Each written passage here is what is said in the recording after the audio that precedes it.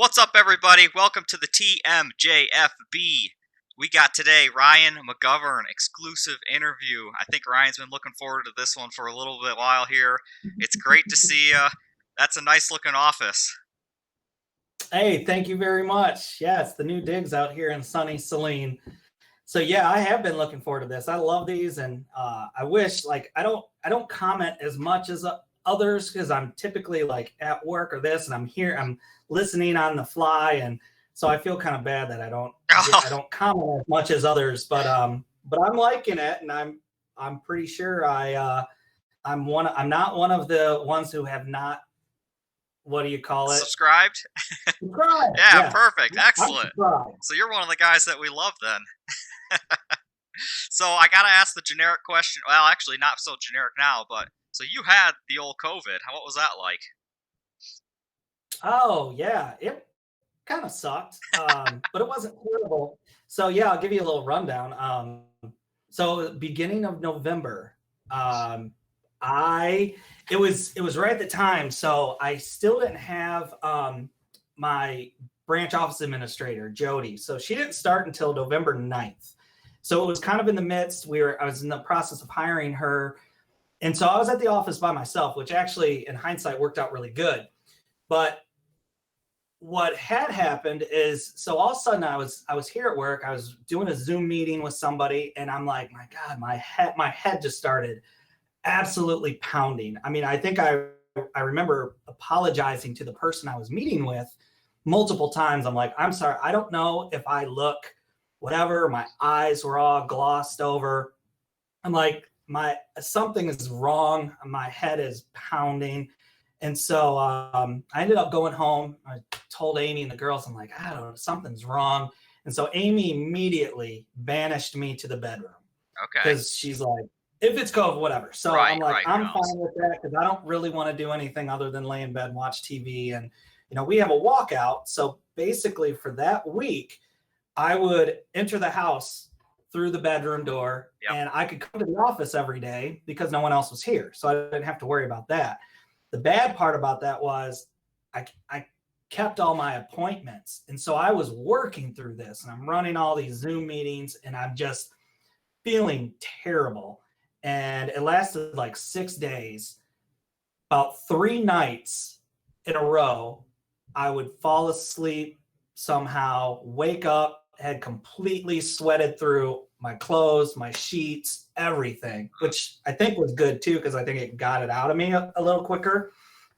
So yeah, it was that first week of November. And it was really like having a flu, but just very achy. I had a cough, my head pounded, very tired. I remember, and it was unfortunate because our Edward Jones Award ceremony, which had been postponed since June, ended up being that Friday night. And of Okay. course, it was Zoom because that's everything. Yep. But it was like this extravagant, hour and a half long award ceremony. People being recognized, all this. I made it through, I think, 9 minutes, and then out. I woke up the next morning and had missed the entire thing. So, and taking all those precautions of going to the bedroom and not seeing anybody for a week. Literally, I think I felt better on Sunday, Okay. and Jane and Amy were both sick on Monday. Oh, wow. So then they got it, and they ended up going to the lake house and basically hunkering down for like 2 weeks straight. Okay. So was Kate? Kate never got it. Kate never got Kate, it? Kate's a superhero. Wow, that's crazy. Because when it was a few years ago, we got the norovirus in our house. I don't know if you know what Oh, that awful. yeah. Yep. So Amanda got it, gave it to Ben or whichever, and then I got it, but Abby just never got it. And it's like, how is that even possible? So Right. these youngest daughters, I don't know. Yeah. So Yeah, there's something. I'm going to ask you a question now that I'm going to have you fill in at the end so you get a little second to think about it. At the end, I want a story about the greatest Ryan McGovern sports or fantasy sports moment of all time. So this could be, the bases were loaded and T-ball and I hit a walk-off, ground ball or something. or this could be I won, Wow. the big football league and it was $2,000 or something. So think about that while we kind of go through this, and I'll ask Whew. you at the end. Because Wow. Yeah. right, and for all the viewers, I want to say every interview that we've done before this, I've actually given the questions to the person I'm talking to.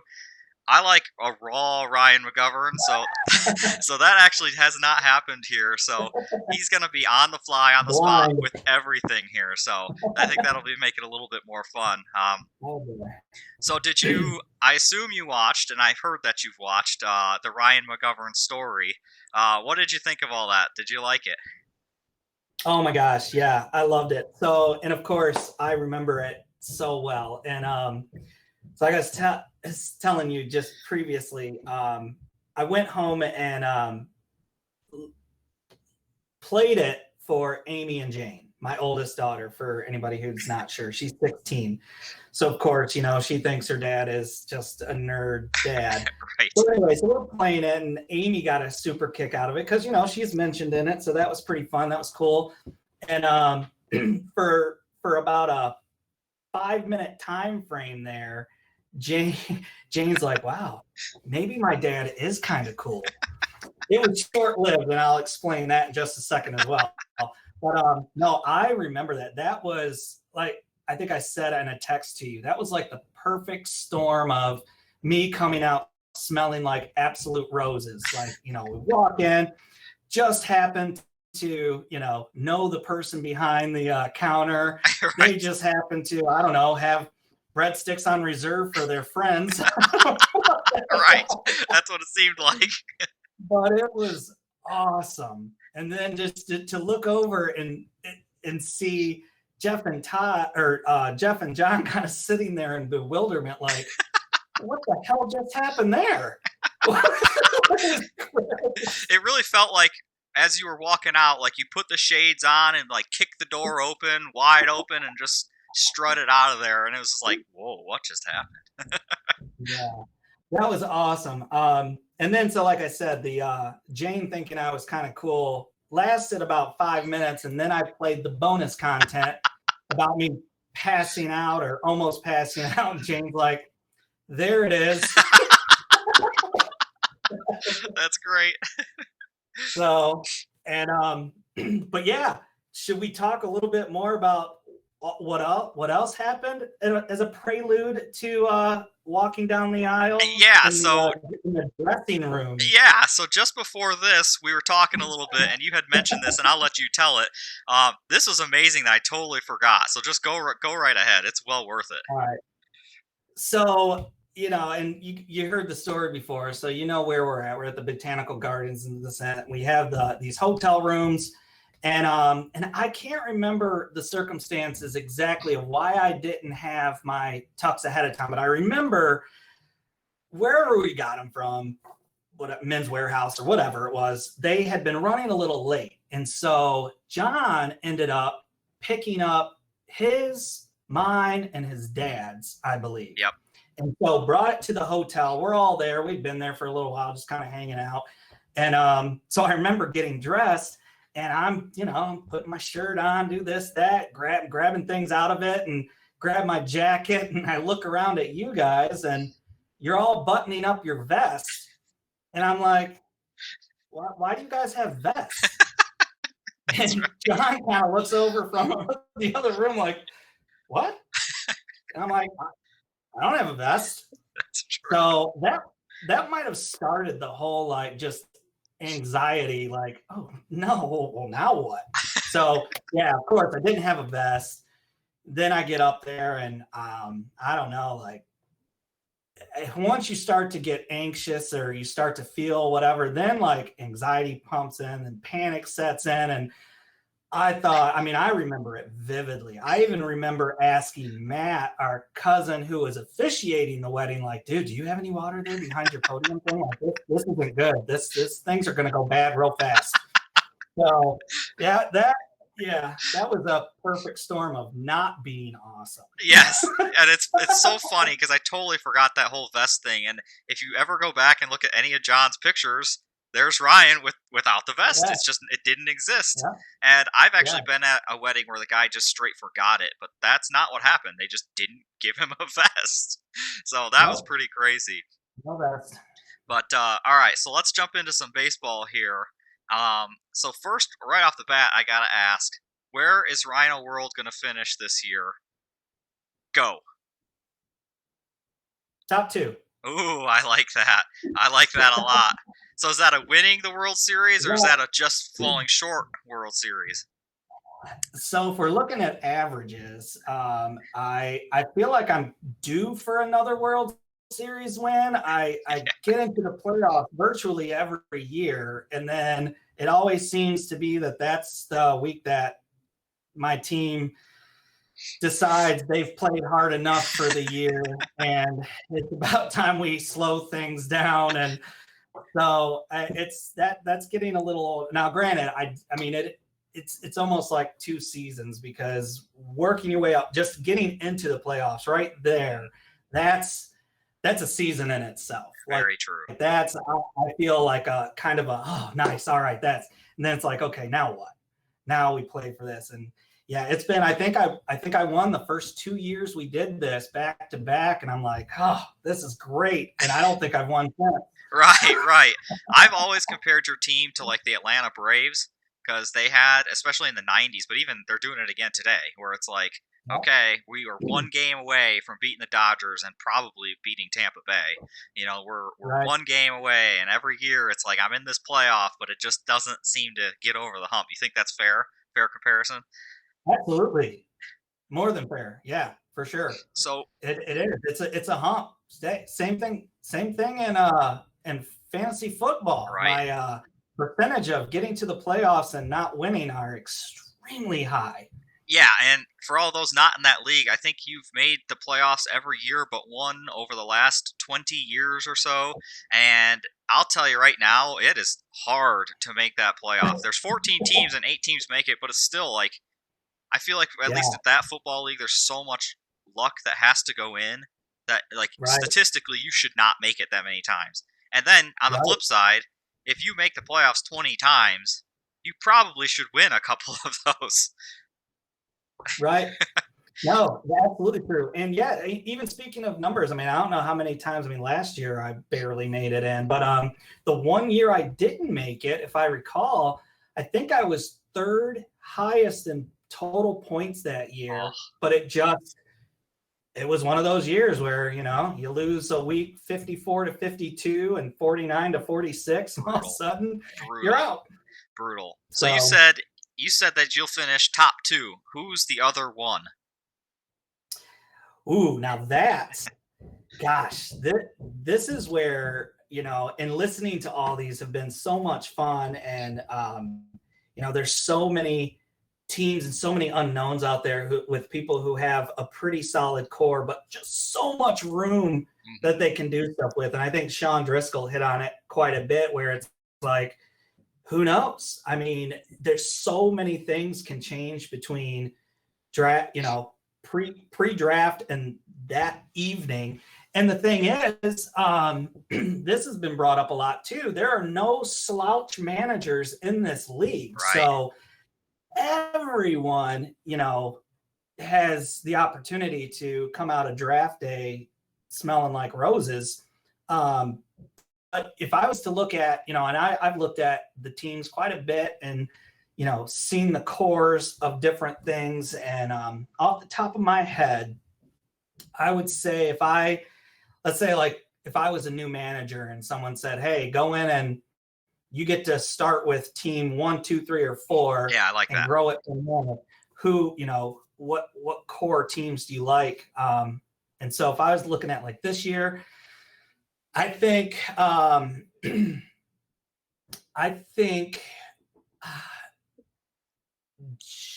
Sean Pear has a really good squad that he can build around. I think the Driscolls always have good thing. I mean, Sean was saying he doesn't have much of anything, but he's got like, I don't know, $90 Right. and two of the a couple of the best players in the league. So, you got a lot of work to do, but hey, that's kind of part of the fun. But yeah, there's a lot. I mean, Jeff is always good. Right. You've got some studs that I'm so bummed. Looking back, I really wanted to get in on the Manny Machado, um, bidding there, Yeah, he went and for $7 or something. Yeah. I remember when that ended, I was kicking myself like, man, how did I just let that happen? I don't know. Maybe I didn't have enough money, but I remember thinking, that's gonna, he had that one, he went through whatever, but I'm like, no, this guy's a beast. He's coming back. And at 7, whatever it was, I was Right. like, Right. damn, Usually, I would. I feel like usually those guys go in that at least 13 to 15 range, and as Oh, people yeah. got tired, I don't know, something happened. There was like a little warp, and Yeah. Manny just Yeah. kind of fell through it. So on the back of that question, actually, your team usually comes in each draft, and I feel like normally it's you got maybe $25 worth of cap, maybe. This year, I'm Right. looking at it. I just looked at it a minute ago. I think I saw around 70 bones. Yeah, Turner gets 4, Ohtani, whatever. There's some Sure. guys in there, but you're going to be coming in with probably the most cap that you've ever had in the last 5, 6 years. Is that good for you, or is that good for us? That's a great question. I don't know if it's necessary. It kind of goes against my typical philosophy because you're right. I normally, and I'll kind of track this and I'll watch it, and depending on how many guys I have that are going to be expiring, sometimes that's where you'll see me come in with some of the multi-year contracts on people that I think are going to be good for a few years, Hmm. just so I always have that base to kind of build around. So I'm torn on this. I kind of like where I'm at right now. My my hitting lineup it's almost complete. Right. I'm looking at, I need 1, 2 starters, and the other guys I feel pretty good about. So I mean, my pitching, as I think you pointed out, every pitcher on my staff needs to be included on the bench portion Right. of that. I mean, I really could use 3, 4 top-notch starters. I don't know. That's probably not going to happen. But pitching is where that needs to be where I focus, and I think, I mean, that's good for me. Instead of, I don't know.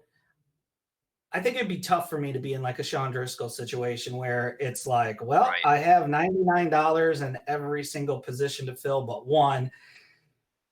Yeah, Especially. that's true. I mean, thinking about it a little bit more now, I feel like if there was to be an opposite of the Shawnee strat, I feel like your team might be that because you usually give some guys some extra years. I feel like. I do. Yep. And part of that, like I said, that is on purpose. I know there's a handful of managers in the league that do the opposite. Right. And so I like to see that too, because I know some of those people are going to become available. And, depending on if they have good, bad years, they're either going to be too expensive to buy the next year, or they're going to come at a value the next year. So I like to see people doing the 1-year contracts because, if they're not going to be part of your team that year, again, it puts them in a situation where the next year it's either, hey, they're going to be a pretty good value because they had a down year, or they're going to be too expensive and I'm going to stay away from them anyway. So Right. I Good like point. that. And so, yeah, I think a mix of, I often will get in on some of the younger players too at, $1. And, a lot of times, it's hard to tell. That doesn't always work out, Right. obviously. But Right. I think, it's been fun. I've kind of stuck with it because I've had some pretty good success with it in the past. And the Chris Sale 6 years at $1, and Josh Hamilton while he was good, and Bryce Harper even at 4, and True. a lot of these guys, Casey Mize, this and that. It's been that's when it's really kind of fun, when you kind of hit on some of those. Um, Right. the And it, thing I it takes Go some it ahead. takes some nuts to take those deals, and I feel like you've been able to do that over the last few years. Some people have some people have really hit and some people have really not, and it's fun too because you mentioned how some teams do the 1 years and you actually purposely don't do that. It's crazy how after this many years and this many teams they're still not like this. Oh well, we have to do this strategy, so I hope it works out for me. Everybody's doing Oh, something completely different, which is awesome, I think. yeah. Exactly. I love Yeah. that about it. Love it. So I got a question that hits home right in the family. So a couple years ago, obviously we expanded, Cool. and right off the bat, you're let's get Chad McGovern. And so my question is why did Chad jump the line before someone like a Dave McGovern? So, great question, because there are a lot of McGoverns in the pipeline, Yeah, David included. I will tell you, David, I don't even think I bothered to even bring it up to him because his knowledge of baseball is about the same as my knowledge of NHL I fantasy. gotcha. So Dave, he wouldn't have known what to do with himself. Chad and I have been partners in our in my Uncle Newt's big fantasy football league now for about 10, 11 years. We were just actually talking about this because this is a family league kind of like this Yep. that we grew up in. Chad was, he was with his dad for a while. I was with my dad, my brothers. And then Chad and I ventured out to go out on our own, and we created our own team, and we've had a lot of success in that. I think we were just talking about it. I think we've been in the league 10 years, and I think we have 5 championships. Oh wow. We won this past year. We three-peated a couple years before that, and then we had a win like towards the beginning. So this was a way, Chad and I have always been pretty close. And when he lived out in California, and he was back here for a little bit, now back out in Colorado. And so this is a great way for us to stay connected. And Oh I yeah. know he's I knew he would be all in, and he would fit right in, and he would do a great job. Oh yeah. So And I he's mean, been it wasn't tough. that's awesome because yeah, he's been an absolute asset. And it's funny you mentioned it too. Is like we have Least who comes from California. We have Stevens who comes from Kentucky. Vinny's coming from California. Chad's coming from Colorado. Like, how does this? How does that Yeah. happen? That's great. I really love it. But next, I want to ask is just a little reflection on a couple of years ago. There was a trade that happened. I'm gonna go over the trade. The Rocky Mountain High The trade. Rocky Mountain High trade. I don't know what was going on necessarily. I don't care. I actually was totally on your guys' side, if you remember, hopefully. But the trade consisted of, to Chad, I believe, it went Luis Castillo, David Price, McCullers, and Luis Robert. And then back Yep. to Ryan was Michael Kopech, Severino, and Bumgarner. I think that Yeah. was the gist of it. So if I look at that today, Yeah. like if I'm looking at it right now today, this just seems like a total wash, right? Like all across the board. Like the best 2 players right now are the best player is Luis Castillo, then probably Robert, then Kopech, really, or maybe Bumgarner. Well, so what was your thought through that whole craziness? Right. So let's start with the trade itself.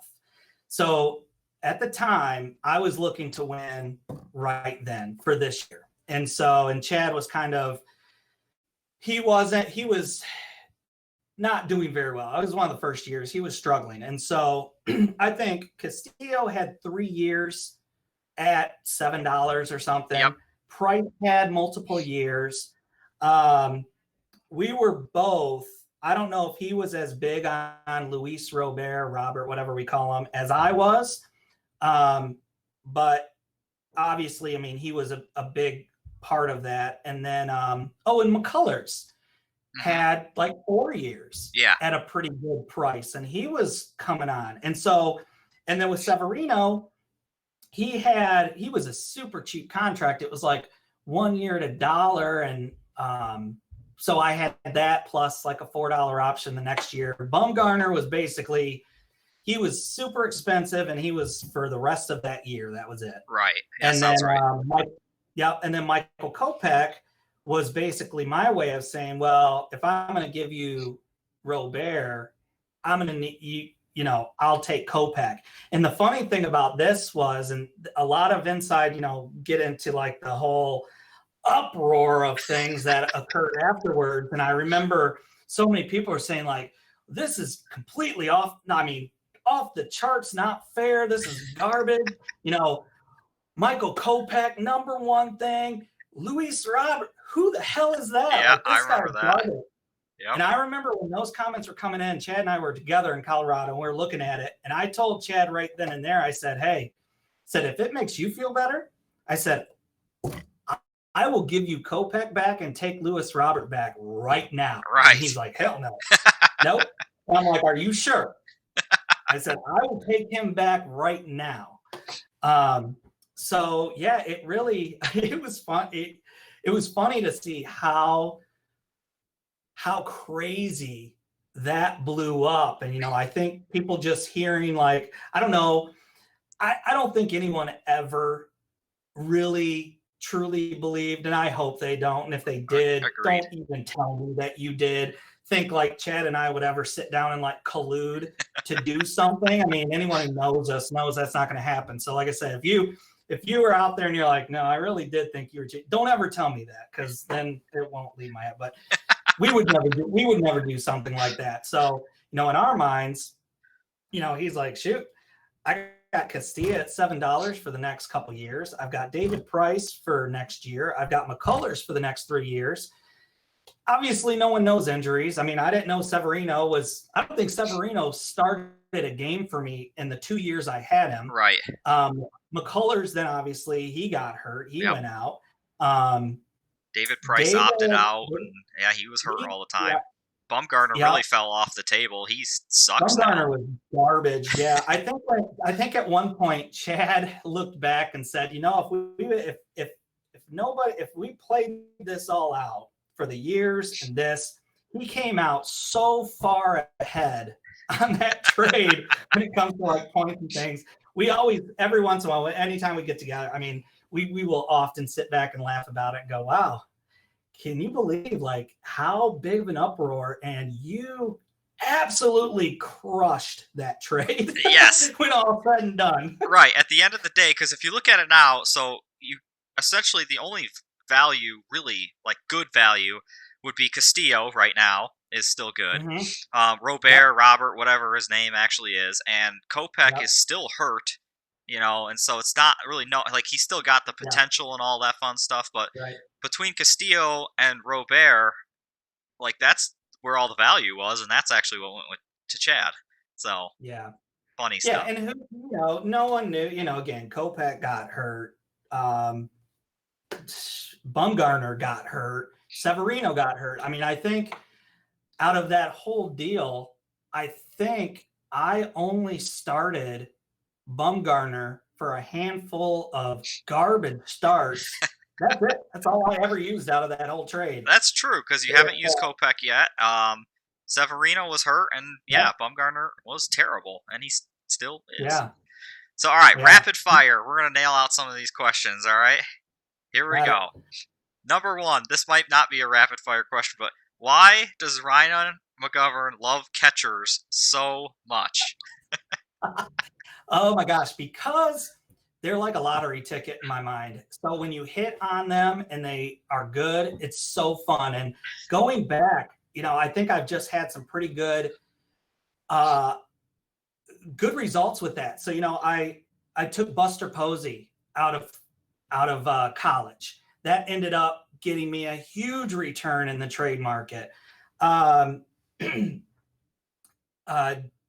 Jesus Montero, I was so happy to have him for like 2 years before he did anything, and then he just faded into nothing. That's the lottery ticket that didn't pan out. Right. But I think, if you can find a really good catcher that hits it like Posey, that can be such a nice backbone to your team for no cost.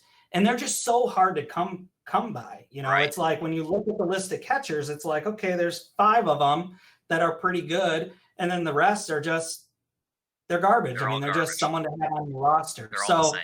Yep. I think when it comes out and it's kind of like, well, they're going to either pan out and be a great addition at a low cost, or they're going to be something great that other people want. I mean, I've traded a ton of them over the years, but then that's the thing. So like carrying catchers on the team, like you were saying, Joey Bart. I love Joey Bart. I think he's going to be great. $1 for the next six years. Yep.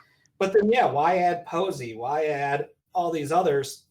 And I always want to be able to have at least 2 catchers on my MLB roster because they don't play every day. Right. So I like the idea of being able to have a catcher in the lineup at all times, but mostly it comes down to, can I find that diamond in the rough that is going to be one of the top 2 or 3 catchers moving forward, and I have them unlimited at $1? That's true, because if you think of like Gary Sanchez, when Gary Sanchez wasn't a lazy bum, right, he for Bayou was absolutely fantastic, and he's scoring 100 more points than the 3rd most catcher.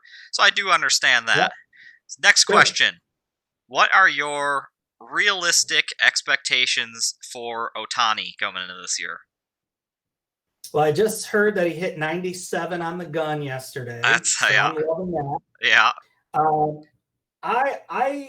Ohtani is one of those that I'm very happy I have him, because he's just, as long as he stays healthy, he's just fun to follow. Right. And honestly, I mean, the 1 year that he was kind of doing all those things, and before he got hurt, he was putting up insane amounts of numbers. Right. I mean, even if you look at ESPN projections now, they have him going like 400th overall, but they have him in like the top 25 of overall points. Right. Right. Because if he can stay healthy and he can pitch once a week, so my expectations, I think I'm looking at, if he stays healthy, I expect him to hit 20 home runs and win 10 games. Okay. That seems fair if he can pitch. I've always personally been in the camp of, I would have told Ohtani, you're not pitching or you're not hitting, but he could easily prove me wrong. And I hope that he does, because I like the guy. I think he's good for baseball. But we'll see what happens. I hope he does pitch, because that would be fun. Yeah. Next question. Okay, go ahead. I was just going to say, on a side note there, and this guy, no, we never hear anything because he still hasn't signed, but last year in the AA draft, I took Oscar Colas, who apparently is the next Ohtani, who whenever he does sign, and I hear White Sox possibly, because that's where all the Cubans go. Right. But he also, they're talking about, he has a legitimate chance to hit and pitch as well. Oh, so that'd be fun to have 2 of them. That would be exciting. Yeah, that would be very exciting. I know, Brendan McKay also was supposed to do both, but he's kind of, so some more of those guys might emerge, and that would definitely be fun. Who has a better career, Michael Kopech or Casey Mize? Casey Mize. All right, I like that. And I'm just going to jump right to the next one. No explanation needed.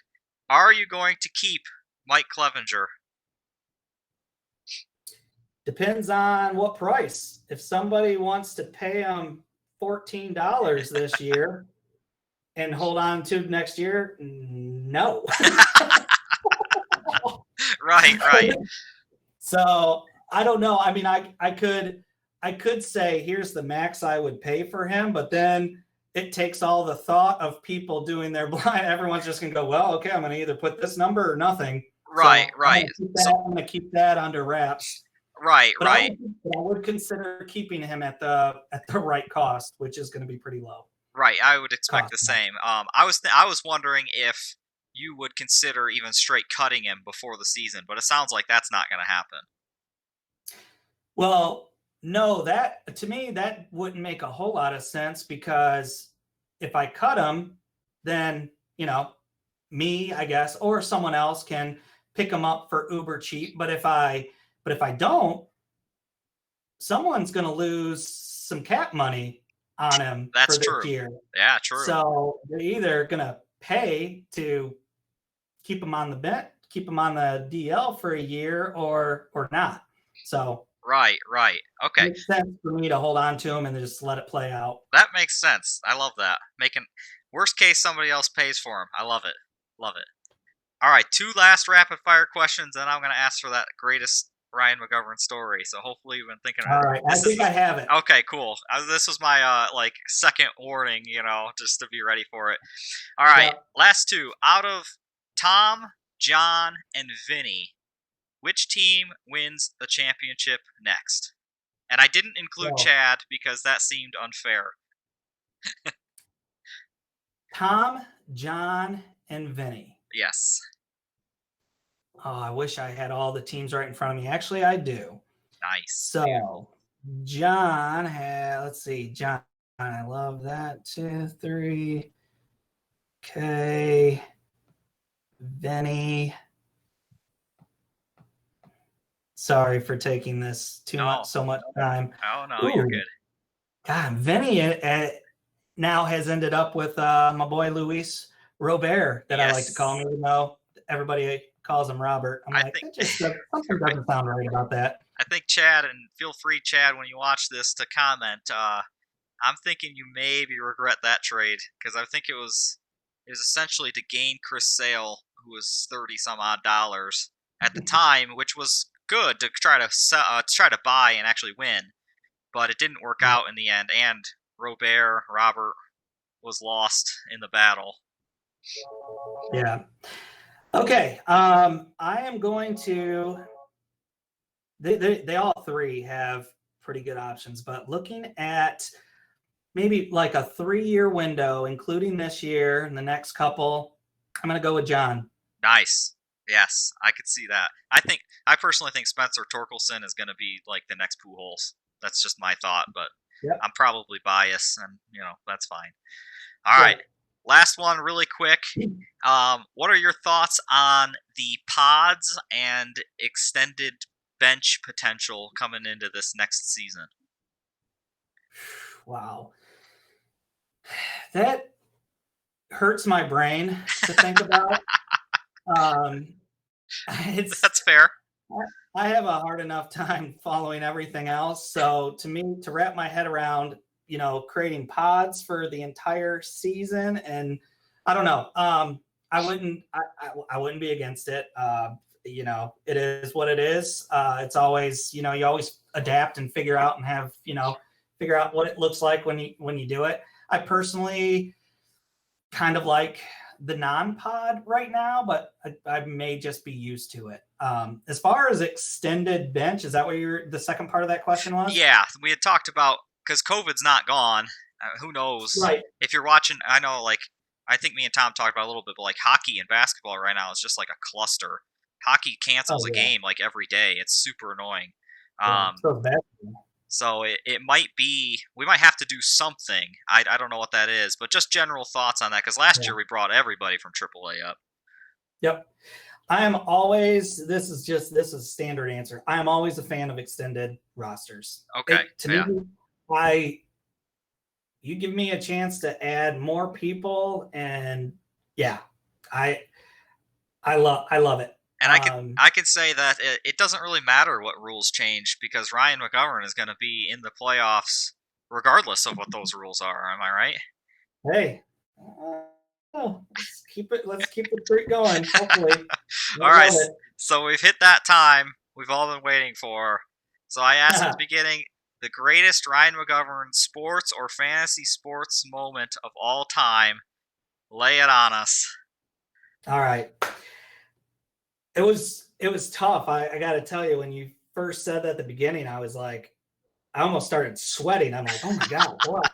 How am I going to come up with something like this? And to tell you the truth, I mean, it's been in the back of my mind this whole time we're talking. Then all of a sudden, light bulb went off.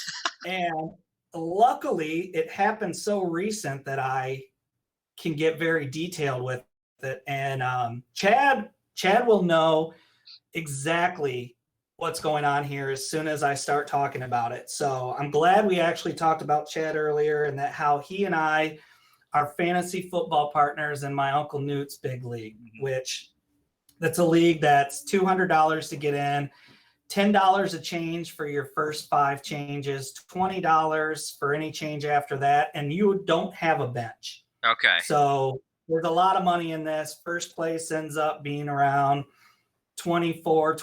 Mm-hmm. So we go into we were in first place weeks 13, 14, 15. Week 16, my cousin Adam, who had Alvin Kamara, score 6 touchdowns. And this is a touchdown-only league. Okay. Just like Yep. the golf league. Yep.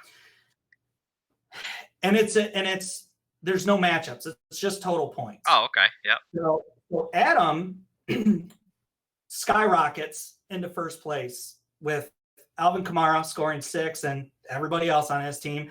We drop all the way to at least third, maybe fourth. Let's call it third place going into the final week. Oh, wow. All in 1 week. That's a big jump. All in 1 week. We go from first to third, and we're watching, all day, this and that. And I can't remember all the players, but the guy who was in 5th place coming into the week, I'm pretty much watching. I'm kind of watching the top 4 teams, right? And I'm tracking it, and I'm like, okay, I think we're in good shape. Telling Chad, I'm like, we got this and that. Now, granted, we also had Dalvin Cook, who ended up, if you remember, he missed the last week because he had a death in the family. Mm. So we're watching, and we're like, okay, we're good. And all of a sudden, I'm just seeing, when you start to see all these highlights pop up, and it's like so-and-so, 3 touchdowns, this and that. I'm like, gosh, there's some players out there having some good weeks. Yeah. But I'm looking, and I'm like, well, unfortunately, they're not on any of these teams. Well, I look one team down. The guy in 5th place seemingly has every single one of these guys. And by 4 o'clock games, he has jumped into first place. Oh, wow. So Chad and I are now, we've had an okay week. We jump up. We're in 2nd. Larry is in 1st. We have 1 player left, and his name is Darren Waller. And we are 7 points down. Or what? Wait, what was it? It was, God, it was close. We were in there. And I don't know if you remember this, but we get down. Darren Waller scores a touchdown. Okay, yeah. Like right at the end of the game. And I'm like, oh my God, Chad, we're back in first place. Immediately after, Larry's guy kicks a field goal and moves ahead of us. Okay, yeah. And we're down by 1, and the Raiders game is essentially over. Right. And I'm like, oh my God, we just lost by 1 point. I didn't even see it. I wasn't watching it. I mean, I didn't have it. It wasn't nationally televised. Well, all of a sudden, I'm looking at the scores on the Raiders game, and I'm like, wait, what? So the Raiders, out of the playoffs, out of whatever, they decide not to kick the extra point and go for 2, which also did nothing for them. They were going to lose no matter what. But they go for 2, throw it to Waller. No. We win by 1 point. So we were in first. We were out. Larry was in first place there for about 7 seconds. And then Waller for no unforeseen reason, the Raiders go for 2, happen to throw it to Waller, and we win the entire league by 1 point. Oh, my goodness. Just this year. Wow. That would have been an absolute explosion. Amy would have been like thinking somebody died in the living room. Yeah. I would have been going absolutely insane with that. Yeah. And the crazy thing is, I didn't even know what happened because it wasn't on TV. And so I just saw he scored, and I'm like, well, they're down by whatever. I'm like, that's it. I just assumed they would have kicked the extra point and walked off with their head between their legs. And so I didn't even know they were going for 2. It wasn't until right after it happened that I look, and I'm like, when you do a double, you're like, wait, what? Wait, Wait, did this just happen? is this real? Did this really just happen? Oh, This just happened? that is amazing. So like you won the league, and for a little while in there, had no idea that you had won the league. Yeah, briefly. I mean, I was kind of looking at it because at that point, I'm like, ah, oh, this is such a bummer. Like, just whatever. And I'm looking back, and I see a score change, and it's not what I computed in my head. If you kicked an extra point, and I'm like, Right. for two. So then I'm like, oh my god, did that go to Waller? Well, here Chad, this would be I, me. I'd be staring at my phone, and I'd be like, "Oh my goodness," I'd see it, and I'd yeah, just be like, "That's got to be fake. Like, there's no way they right. had to have kicked. This is fake, right?" And I'd have been like Yeah, on Twitter. People would have been like, "Why do you care if frickin' Waller's got a 2 point conversion?" Like, you know, yeah. that's awesome. That's amazing. Yep. And the funny thing about it too was Chad was like coming down from a mountain somewhere. He was on his way home from skiing. He hadn't seen anything. And so I texted him and I said, dude, we just lost by a point. And he's like, oh, and it's this and that. And then I called him, I'm like, Chad, I think we just won by a point. And he's like, what What are are you you talking about? talking about? How? Oh. I'm like, they just threw a 2 point conversion to Waller for no reason. Oh man. I've luckily never been on the opposite side of one of those, but could you imagine getting second Oh, after that huge week, coming in and having this bull oh, crap? Oh right. man, that would have been like if U of M would have gone down and actually made the field goal against Appalachian State all those years ago. It's like, oh Right. dang it! After all that, we Oh, lost anyway. Oh, that's yep. great. Yeah. Well, I Crazy. appreciate the time. I appreciate the stories. That was fantastic. I really hope this recorded. It hasn't screwed me yet, but and hopefully it hasn't screwed me this time. Like I said, it hasn't happened yet. But Yeah. if you want to stay on for just a minute, and I'll stop this Sure, man. recording. And hope you all Yeah. enjoyed. Appreciate you guys. We'll see you And next hopefully we'll time. see that ball soon at my house. That's All of right. you that That's can make right. it, I'm looking forward to it. Chad's flying into town, of course, because that's how he is. So Love it. All right, guys. We'll see ya.